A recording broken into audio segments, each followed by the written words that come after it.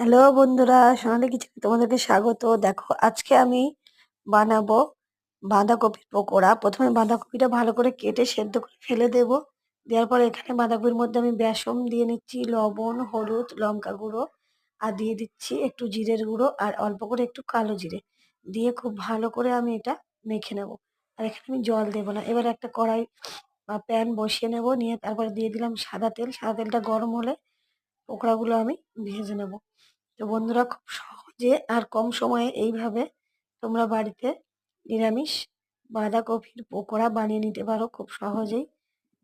দেখতেও যেমন সুন্দর হয় আর খেতেও খুব সুন্দর হয়। ভালো লাগলে একটা লাইক করো, আর তোমরা যদি আমার চ্যানেলে নতুন হয়ে থাকো তাহলে অবশ্যই আমার চ্যানেলটাকে সাবস্ক্রাইব করে আমার পাশে থেকো।